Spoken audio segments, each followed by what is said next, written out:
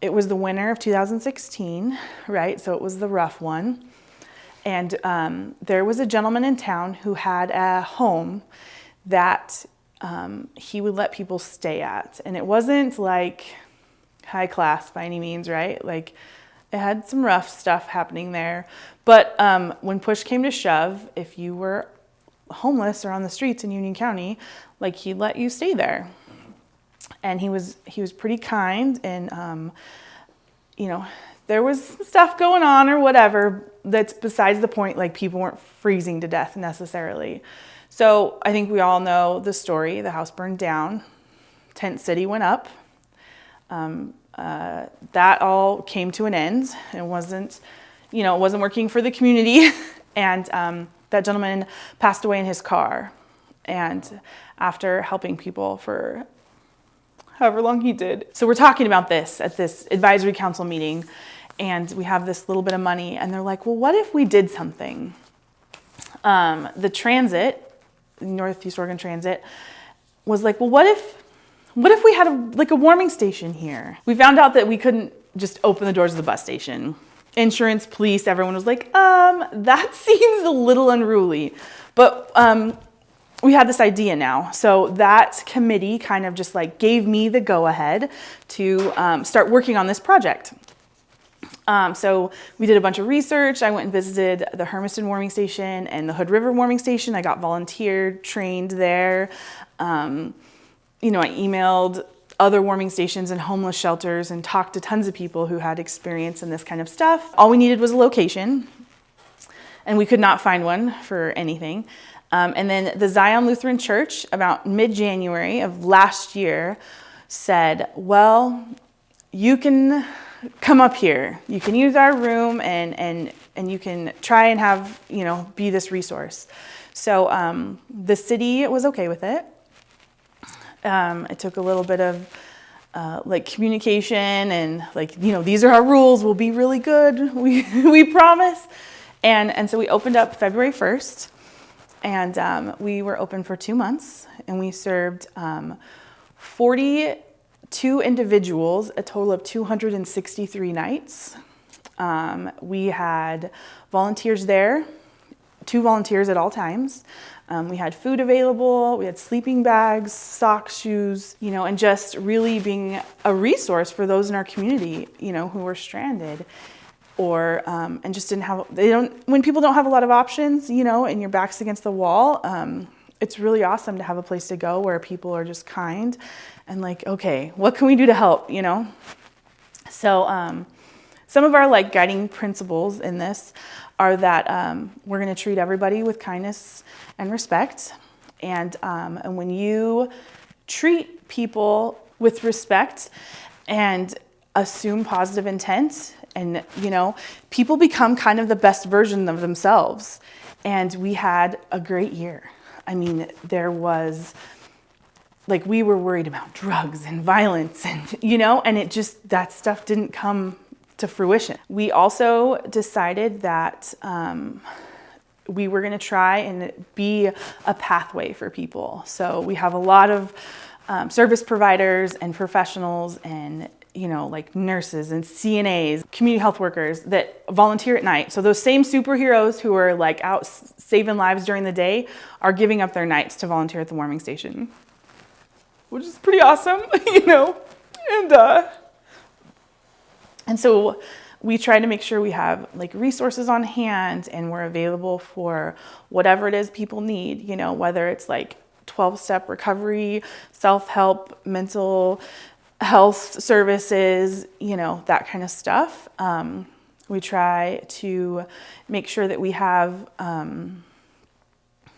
basic human necessities available. And so we try and take the load off a little bit. So last year, after we closed, we created a nonprofit. So we're a 501c3 now. We have a board of directors, and we're funded from grant money and donation. We have a location that we're renting right now, and our landlord and the city and so many, construction companies and, all the people that, so this house was like condemned, or it was like a tax repo or something.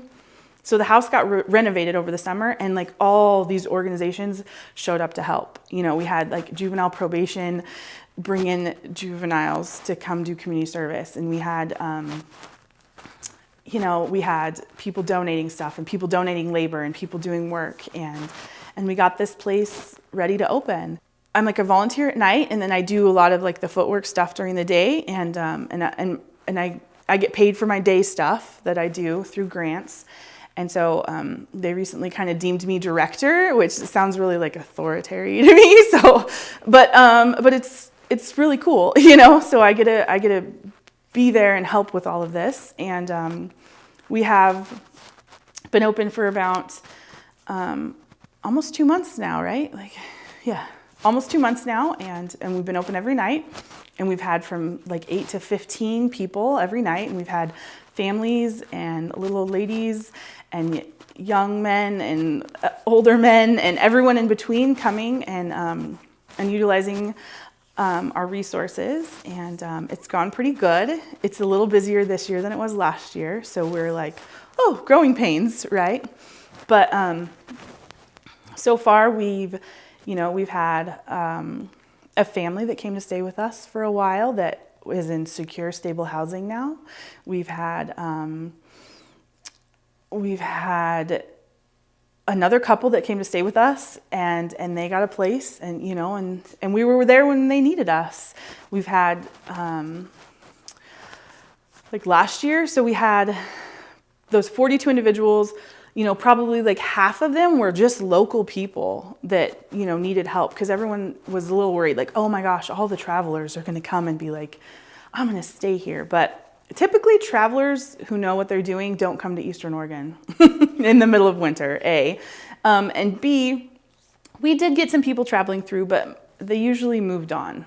Like, I can't think of anyone, and I might be wrong, but I can't think of anyone who was like just traveling through, happened upon us and was like, oh, I'm gonna make LeGrand my home. You know, we were just a resource in the middle of a mountain range for them to like warm up, you know, and heal up and move on. And so the local people that stayed with us, we have not had a single repeat client. And so some of them found housing, some of them moved on, some of them, you know, were like in maybe like unstable housing at the time and needed us because of whatever reason. Well, now that's like fixed for them. And so we have not had any repeat clients this year. We had a family that stayed with us last year that I see them around town all the time, you know, and the kids are in soccer and they have a dog they're walking. And we had a younger guy who came to stay with us because he was struggling with addiction, and he didn't have anywhere to go to get clean. And so he came to stay with us, and after a couple weeks of being clean and staying with us, he got into some like clean living, and then he moved out of town, but we stayed in contact, and I believe he just recently celebrated like 10 months clean or 11 months clean or something. You know what I mean? Like, his whole life has changed. And success stories like that just kind of make it all worth it. And but really, every person that comes in that doesn't have to like beg for food, or, you know, or sleep in a doorway, or sleep in their car, or be afraid for a night, you know, it's like a miracle. So it's been amazing. We open every night at 6 o'clock. We have 2 volunteers who must be there at all times for us to open. They're all trained, so I do a 2-hour training, and I try to do one like once a week, and it just talks about like mental health de-escalation, safety, like our rules. I've trained like 60 or more people this year, so that's been pretty cool. Not everyone comes after they get trained. I think some people are like, oh, that was more than I thought, or oh, those hours don't work for me. So our 2 volunteers come in at the beginning of the night, and then we have a 3rd volunteer who comes in, and that's like, we call that the hospitality shift. And so this year we have meals. So we've worked with the health department to make sure we can do that. So we're a benevolent meal site, and the hospitality shift like puts out dishes and prepares the meal. And we've had like Girl Scouts bring us stuff, and we've had this awesome couple that brings food every Thursday night. The community really rallied around us this last year and has made sure that we have what we need, to help people. And then the other 2 volunteers are doing intakes. So when guests come in, they go through the rules with someone like, this is what we expect of you. This is quiet time. This is, you can't leave in the middle of the night, not even to go outside and smoke. There's things that you have to agree to stay here. And our guests are like super well behaved and respectful of the rules, like 99% of the time. And if someone isn't, usually the other guests kind of help manage that. They respect our facility, they respect our volunteers. And if someone is having a hard time, because it's hard to go from like homelessness to, structure, people, rigid bedtime, So we do allow people who have been drinking or using to come into the station. They cannot bring anything with them. So we tell them you got to go dump it out before you come in, kind of stuff. And no one's shown up with a bottle of beer or anything. That hasn't happened. But we do make it very clear, no drugs or alcohol allowed here. And everyone's very respectful of that. The people who are under the influence are the first ones who are going to freeze to death outside, And so, and the police occasionally, drop someone off who's doesn't need to go to jail, and they don't need to go to the hospital, but they're probably, not safe to drive home or whatever. And so they'll come stay with us.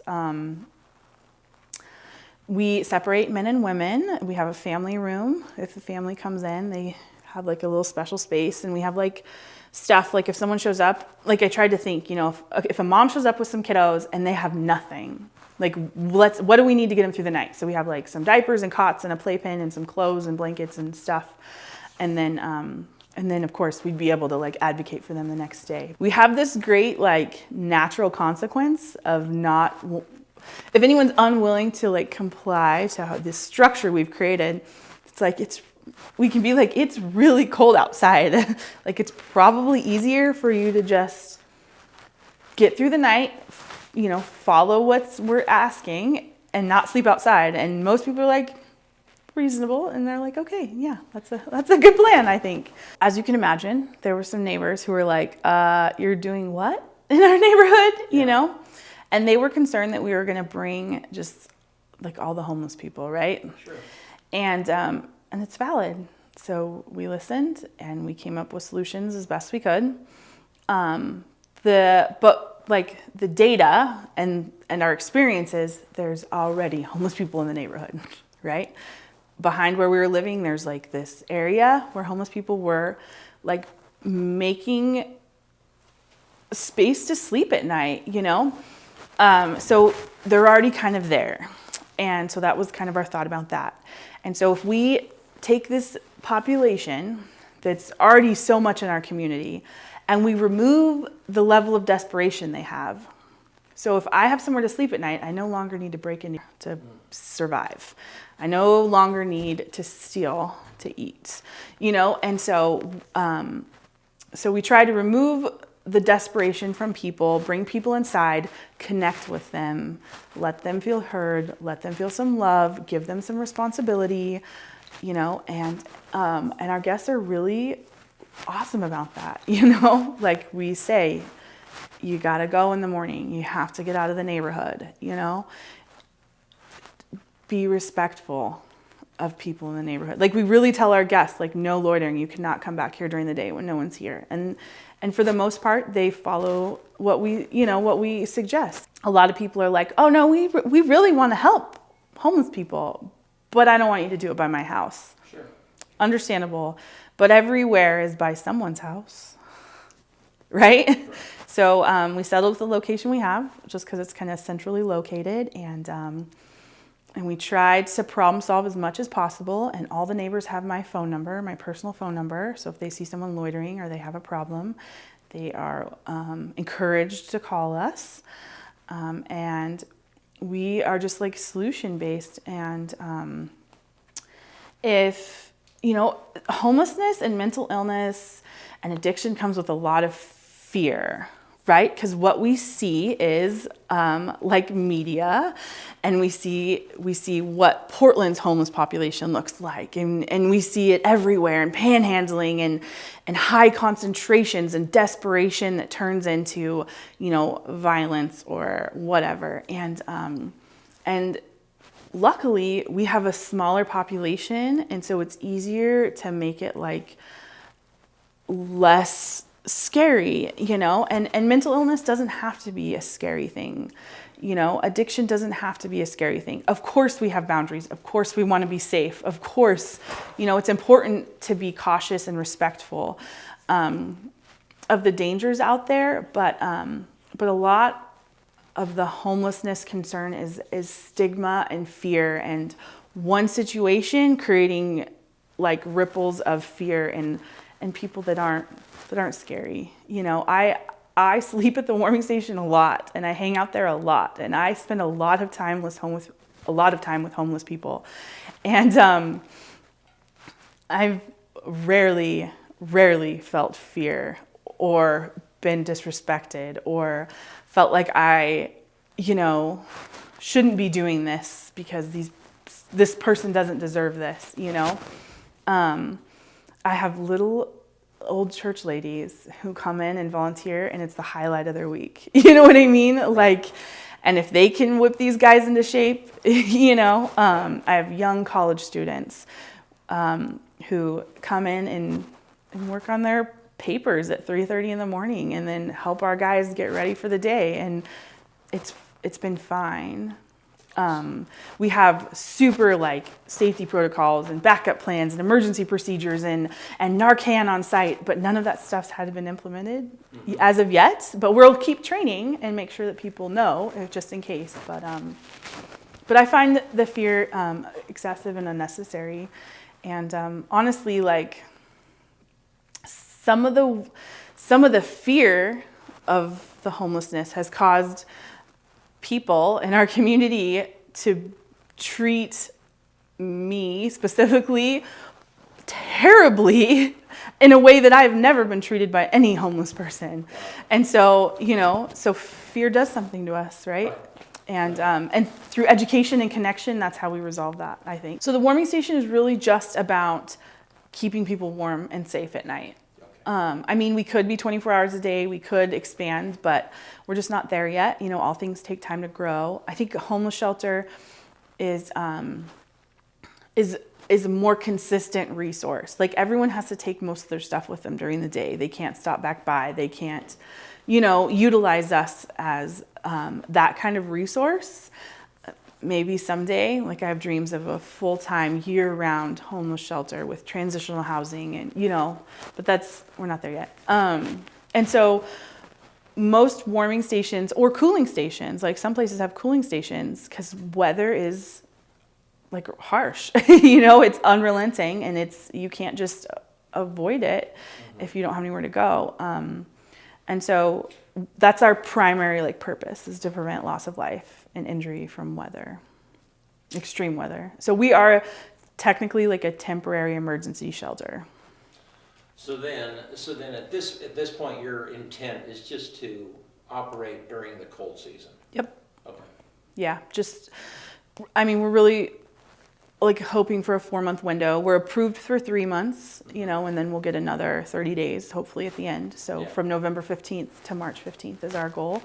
And we did 2 months last year, and we're planning another 4 months next year. I'm a person who's had some adversity in my life. You know, I've been through some things, and I've struggled with my own challenges, and I'm just kind of a really emotional, bleeding heart type of person, you know, and I just, so when I was down and out, when I was desperate, when I was, you know, like at the end of my road and had nowhere to go, there were people there that held out their hands and like helped me get through all that. And so, and I, you know, if it wasn't for the social services in the world and the kind hearts and the people who are there to help other people, I don't know where I'd be or if I would have made it, you know. And so this opportunity presented itself. And I've always kind of been that person who, like, I go to the big city and I have a bunch of bananas in my backpack and I hand them out as I'm walking around. I go to downtown Seattle and I walk down the pier, and if I make eye contact with someone, it's done. I'm buying their mixed CD, or you know what I mean? Like, I love people, and I dream of a world where everybody has everything they need to survive and flourish, even, not just survive. And so I was presented with this opportunity, and it seemed right. It seemed like maybe I'm capable. Like, I don't have a college education.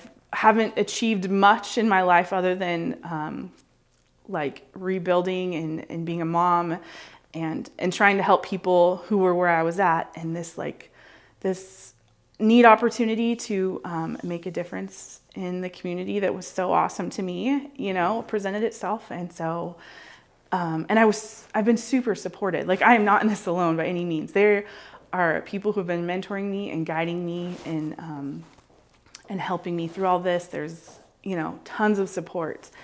And so I just, I said, yeah, I'll try, and it's worked. And so it's been awesome. So we have a Facebook page, a Union County warming station. And if you go on there, all of the volunteer trainings I make Facebook events for. So we have that. We have a website, and it's ucwarmingstation.com. And so you can kind of see, like, what kind of donations we need and when volunteer trainings are, and our phone number. The phone number is 541-605-0648. And you can call, and there's volunteers that come in at 5:30. So it's best to call after 5:30, because then you can talk to a volunteer who can tell you, oh yeah, please bring that dinner in. Or if you want to make dinners, you have to have a food handler's card. But it's really easy to do, and it costs like $10. If you want to be a volunteer, you can message me on Facebook or call the station and, find out what is needed for that. If you're interested in, like, the local community advisory council or any of that kind of stuff, you can reach out to, and I can tell you about how to help out with that. We are a nonprofit, so we do tax receipts, and stuff like that for anything. And we have a board of directors and a treasurer and stuff. We'll figure out how to pick it up.